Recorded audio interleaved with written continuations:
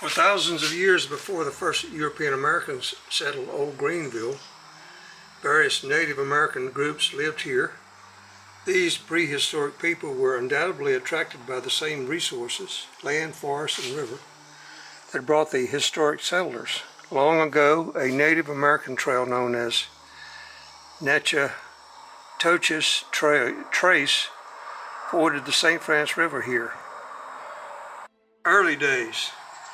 In the early 1800s, a man named Isaac Kelly moved here to this site on the St. Francis River and applied for a land grant from the Spanish government. Known as Spanish Land Grant 727, the area became the location of the town of Old Greenville. 1906, Dr. Elijah Bettis Sr. and his family moved to the site. The Bettis family was instrumental in developing the town, and in fact, until 1818, the town was first known as Bettis's Ferry, named for the ferry that Elijah Jr. established on the St. Francis River. Bettis's Ferry was later renamed Greenville in honor of the Treaty of Greenville. Somebody didn't proofread this thing, which was signed in 1794 with the Miami Indians after the Battle of Fallen Timbers near present-day Toledo, Ohio. The signer of that treaty was General Mad Anthony Wayne, a Revolutionary War soldier and namesake of Wayne County. When established in 1818, Wayne County was nicknamed the State of Wayne because of its size. Thus, Greenville became the county seat of a vast area. Wow, look how big it was in 1818. It's huge. As a southern county of a border state, Wayne County was devastated by the Civil War. Old Greenville was occupied by both Union and Confederate forces throughout the course of the war, and was the site of a skirmish, at least one skirmish. On July 20th, 1862, members of the 12th Regiment Cavalry, Missouri State Militia Union, were attacked by approximately 300 Confederate troops. The Southerners routed the Union men in the early morning surprise attack. They plundered the camp, stole supplies, including rifles, revolvers, sabers, horses, clothing, and even an ambulance. However, by evening, Greenville was once again occupied by Union troops. Changing times. After the Civil War, Old Greenville saw its greatest growth. A developing timber industry and the arrival of the railroad were the primary reasons for the town's increasing prosperity. During the late 1800s, a man named Hiram Holliday combined these two factors when he bought the railroad to Old Greenville in 1892, and together with Eli Klutz built a large sawmill and a planing mill in the town. Holliday's mill employed hundreds of men from the area.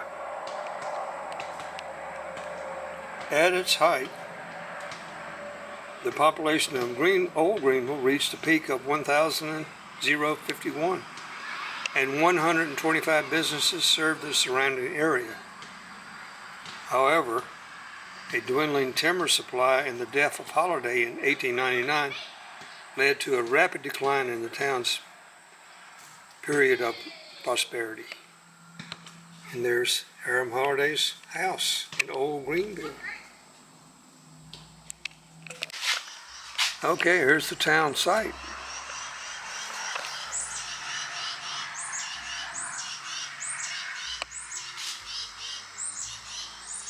Memory Lane right here, circa 1940. Total distance of Memory Lane is 1 mile. Memory Lane. Is it? Oh, I guess it's. You ride on a bike, I guess. Flooding of the St. Francis Francis River was a fact of life for residents of Old Greenville. Major floods occurred in 1826, 1844, 1863, 1903, 1904, 1908, 1915, 1935. Wow. Efforts for flood control on the national level were successful in the 1930s, and plans for the Wapapello Dam began to take shape. Construction of the dam began in 1938 and was completed in 1941. Local people hired to help the construction were paid about 25 cents an hour, but skilled workers earned up to $1 an hour. Realizing the Wapapello Lake would soon be a reality, residents of Old Greenville began the move to the new town site. The move was completed in 1941. Look at that house. The new century. Over 500 soldiers from Wayne County served in World War I. In 1919, a scale model of the Statue of Liberty was erected at the courthouse as a memorial to the 30 Wayne County soldiers that died in the war. In 1948, the monument was transferred to the courthouse at the new town by members of the American Legion. It remains there today. Well, I'll have to go see that. These guys hanging out here, telling tales. The ability to produce needed food and supplies kept Old Greenville from being severely affected by the Great Depression. Furthermore, programs like the WPA were available to provide supplemental income to members of the community. Some of the sidewalks that remain today were built by EPA workers. Memory Lane. Welcome to Old Greenville National Historical Site. Because of its historical and archaeological significance, the old town of Greenville was listed on the National Register of Historic Places in March of 1990. Today, the site is commonly referred to as Old Greenville. Flood control legislation on the national level for the St. Francis River Basin led to the completion of the Wapapello Dam in 1941.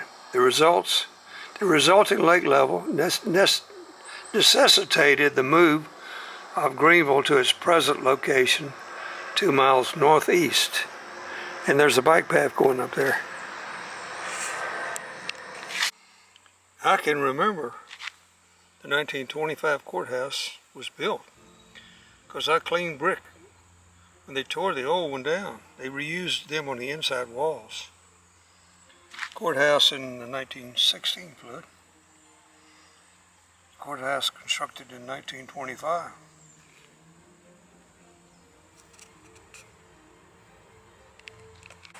And here's where the courthouse used to be located.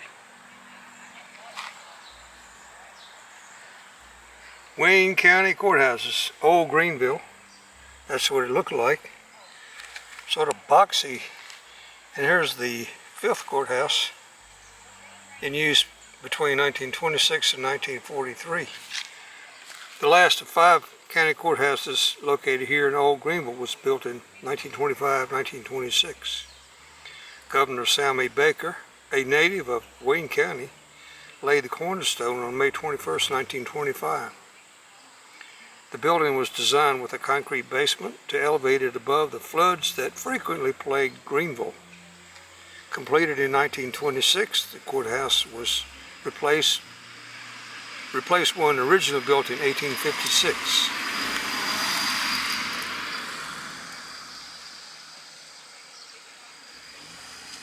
It was heavily damaged in fire in 1892. The fire also destroyed most of the county's records. The second Wayne County Courthouse was built, also a brick building, built here in 1849. It too was destroyed by a fire in 1854. The original courthouse was a 2-story log building. In 1941, voters decided to retain Greenville as the county seat, but agreed to move the town to higher ground, 2 miles to the north. The new Wayne County Courthouse was then built at the new town site. It was completed in 1943. And the building here was then demolished in 1946.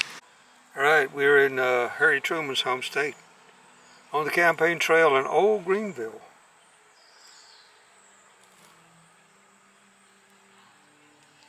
There's Harry right there. Look at him all dressed up.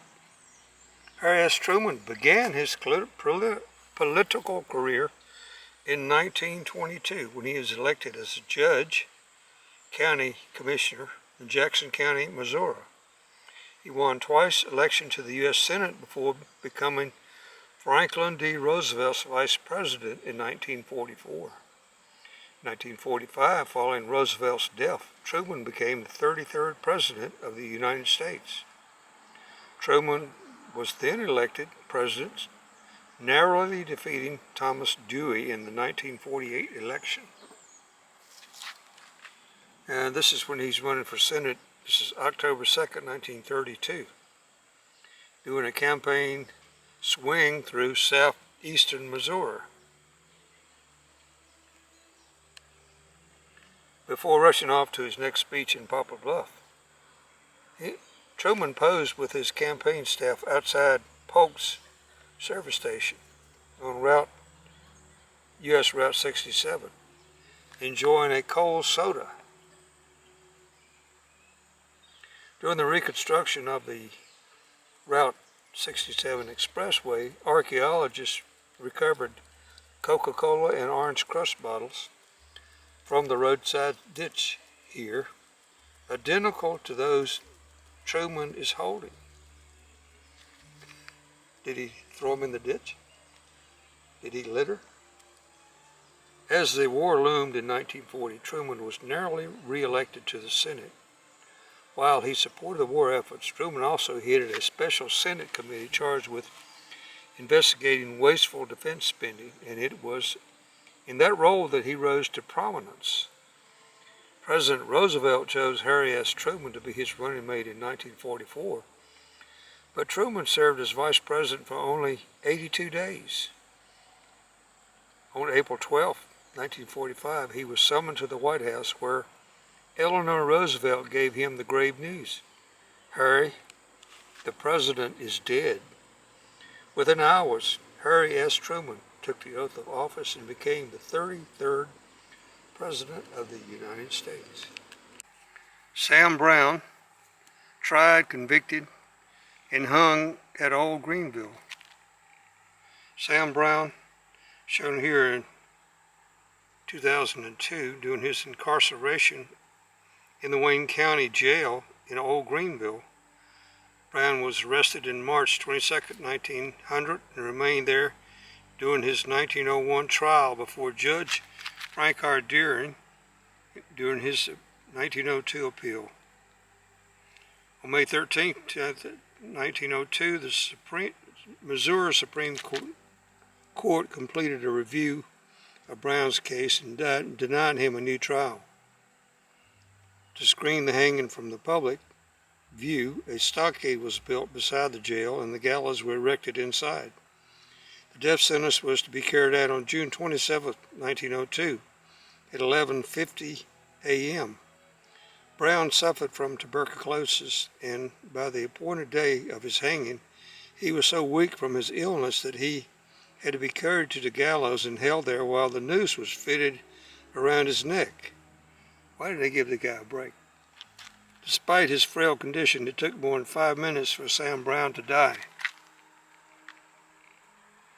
In the spring of 1900, Sam Brown was living with his wife Annabelle and their 2 young sons and her younger brother Will Grant in a shanty in the woods 2 miles southwest of Hiram. Sam Brown, 30, and Will Grant, 21, had been working together for about 2 months as tie hackers, making railroad ties for the Holiday Klotz Land and Lumber Company. On the evening of March 20th, 1900, after collecting his pay and buying some supplies at the Holiday Klotz Company company store in Hiram, George Richardson disappeared during his walk home from the store. 2 days later, in a burned cabin about a mile from south of Harran, searchers found charred bits of Richardson's clothing along with the remains of the supplies he had bought, and some burned human bones.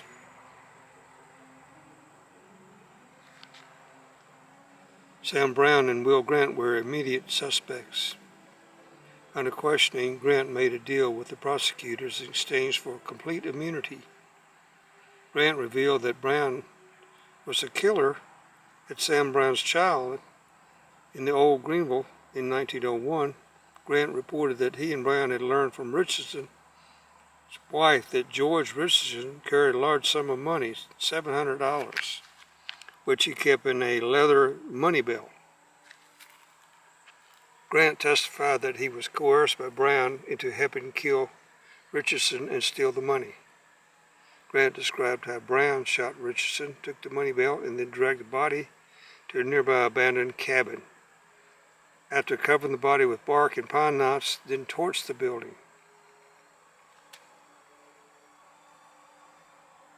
Soon after Brown's trial, doubts began to surface about Will Grant's motivation and truthfulness. Sam Brown never admitted to killing George Richardson, and on the eve of his execution, Brown told his jailer that Will Grant and Mrs. Richardson had plotted the murder.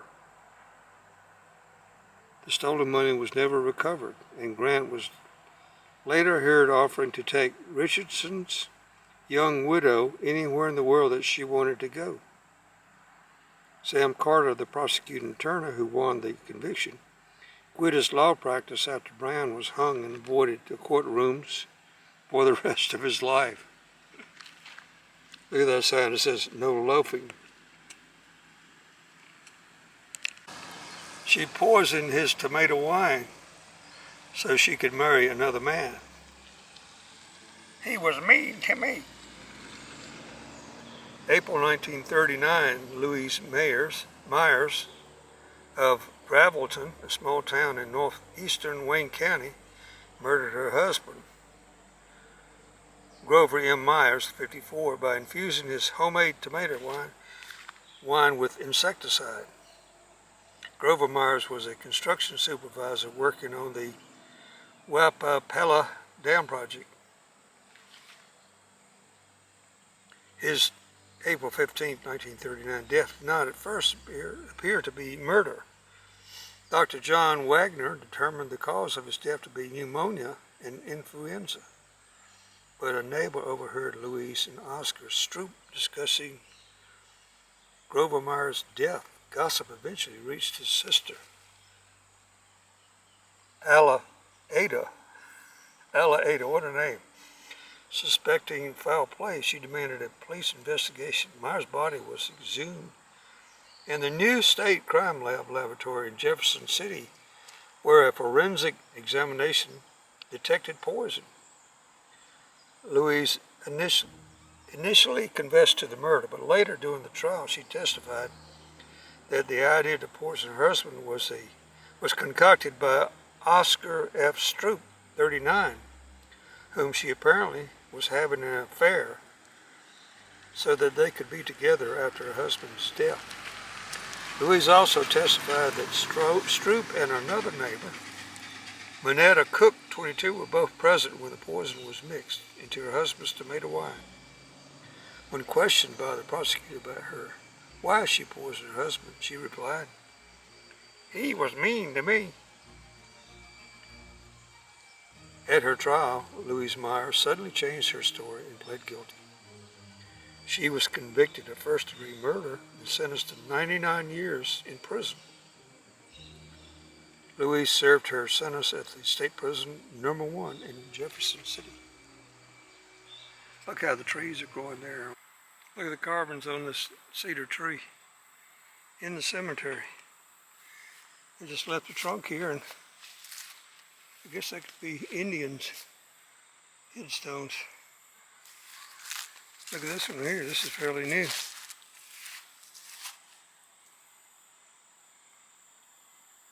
He died on April 4th, 1905. This goes to the new Greenville. I think this was the old railroad bid. Although, okay, I got it now. Tie hacking. Railroad cross ties. They did them with an axe. Man, that's a lot of work, wasn't it? A century ago, hacking was a way of life in the Ozarks. At that time, hacking didn't involve unauthorized access to computer data. Hacking was how railroad ties were made. Tie hackers typically worked in two-man teams. Hard-working teams could hew about 20 hardwood railroad ties in about 11 hours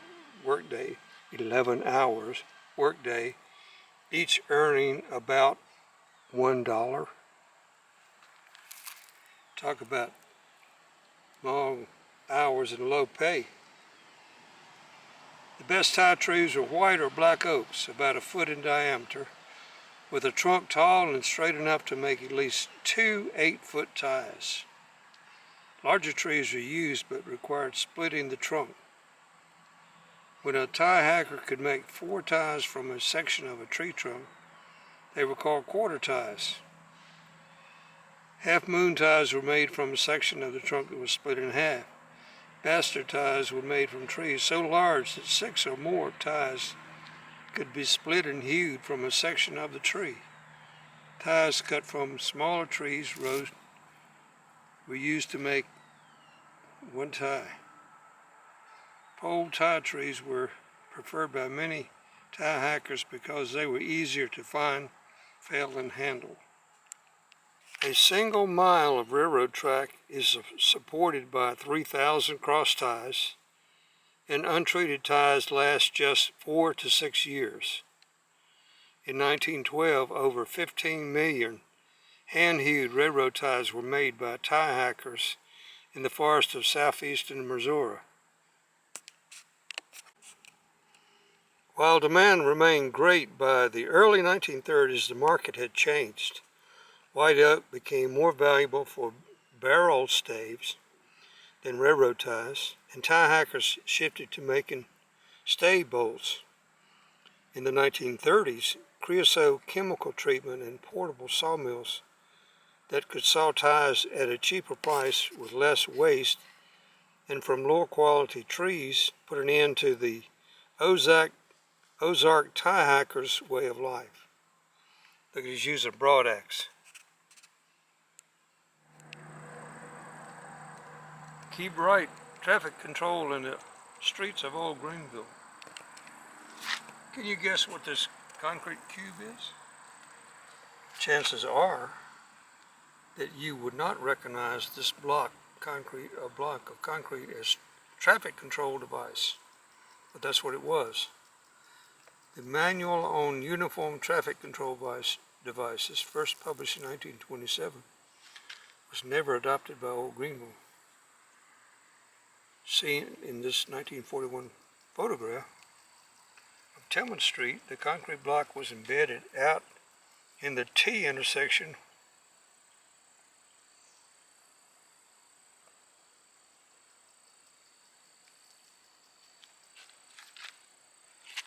Our convention drivers knew entering this busy intersection knew to yield to traffic on Route 23 and keep to the right side of the monument. There it is right there.